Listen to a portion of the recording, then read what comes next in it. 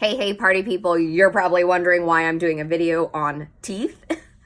It's because most people don't associate their nerves of their teeth with anything that has to do with their TMJ or their neck. And it's probably a missing thing in most people's, journey of discovering their own health, wellness, trying to decrease their pain and understand their body. So if you know that every tooth has a nerve, there's a lot we can do with that, okay? If you've had a root canal, like myself, what is that?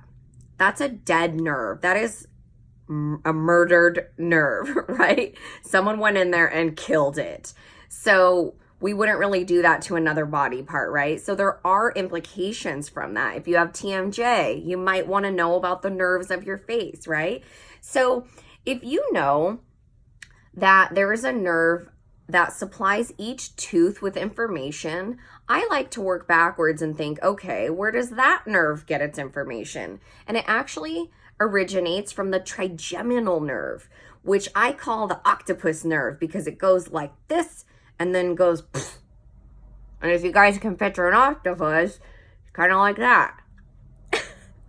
So you want to first assess the trigeminal nerve sensation, and it supplies the side of the face like this. Sensory comes before motor. So you always want to make sure you have high quality sensation of an area. So how you do that for the trigeminal nerve is you close your eyes and you take your two fingers out and you ask yourself, does this feel like this?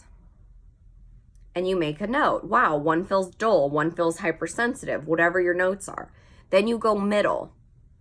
Does this feel like this? Okay, write your notes. And then the third part, the third section is jaw. Does this feel like this? Okay, if you have any numbness, discomfort, hypersensitivity, or dullness or tingling, you definitely want to write those down and on which side of the face were they.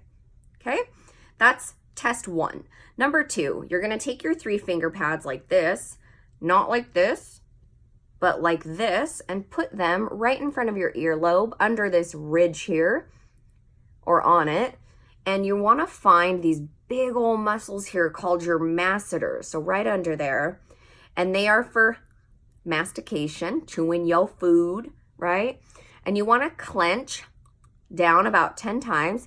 Okay? And I want you to assess each side. Okay? If you notice, you can't really tell on mine unless you have a trained eye, but up here, my masseters are really weak. And on my left side, they're really strong in the bottom. So it's almost like my masseters are like this. That's not fantastic. You know what I mean? So just knowing that about your body can provide you with some information if you're on this like quest for figuring out your body.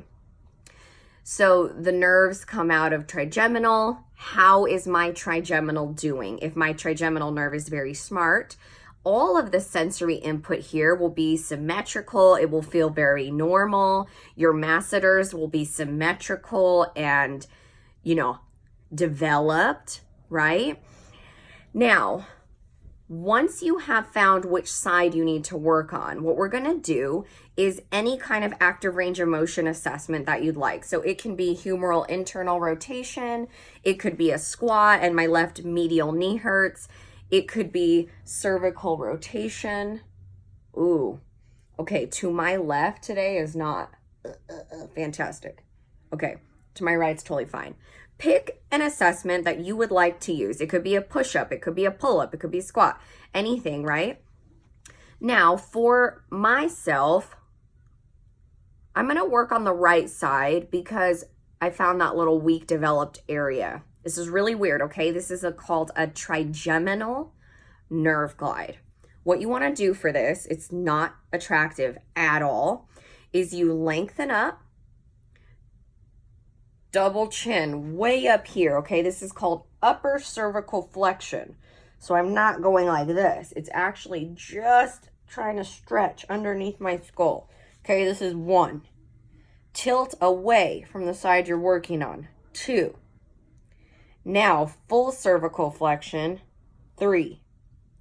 Now, here's the weird part. You open your jaw halfway, and then you floss your jaw only to the bottom armpit. Okay, so I'm working here, and I'm going away, center. I'm going to go 5 reps. And I'm actually trying to be all, oh yeah, there it is. If I'm getting it. That feels good. Okay, you're gonna look really stupid, but it's for your health. All right, so now, I just did a trigeminal nerve glide on my right side. I'm gonna reassess my range of motion. And I mean, that's significant. I can like see that my cervical rotation is better. You can reassess your squat, your humerus, internal, whatever, your push-up, okay? Now, trigeminal nerve glide. Upper cervical flexion. Tilt away from the side you're working on. Rotate to your armpit. Full cervical flexion. Jaw open halfway. Floss away. 5 to 10 reps. Gently come out. More isn't better and faster is not better. Trust your instincts. Retest it. Do the other side. Test your range of motion. See how it goes, okay? And then the last thing I want to give you guys in regards to your trigeminal nerve, the octopus nerve, and supplying the nerves of the teeth and root canals, you can do something like your range of motion assessment, whatever you wanted to test, or straight up pain or neck pain or headaches, whatever it is. And you can actually use your tongue as a driver to test something, okay? So I'm a little close here, but let's see if I can back you up. Okay, I have terrible humeral internal rotation on my right arm. Okay. So I literally am stuck right here. Like I can't move that, okay? I've had a root canal on my second to last molar on the top right. So what you can do is you can test the nerves of your teeth by using the tongue and pushing on the tooth from the inside and seeing what happens. So I don't know what's going to happen. My body might hate it, right? But we don't know. So here it is. It's like a 6 out of 10 restricted, to be honest. Doesn't feel great. Now I'm going to put my tongue on the inside of the tooth that had a root canal. I'm just going to see what happens. Okay, so way more range. Still doesn't feel great, all right? So I'm gonna just try a random tooth. I'm gonna try my front left one and push my tongue on the front left tooth.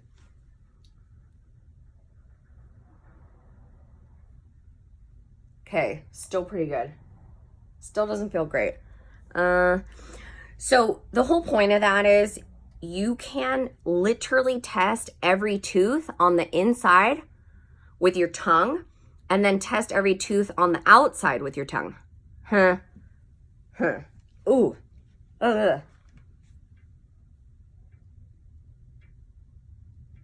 Okay. Still kind of clicky, but anyways. So that's a lot of testing, right? Inside of every tooth, outside of every tooth, using your tongue as the driver. And who knows? I'm not saying this is like a magical cure for anyone, but what I am saying is if you didn't know how to assess each nerve or know how to test the trigeminal nerve, what if that's the thing that you needed? So have so much fun with this, guys. Let me know if you have any questions. Root canals are a huge thing to assess like this because it's a dead nerve, okay? Have some fun and have a great weekend.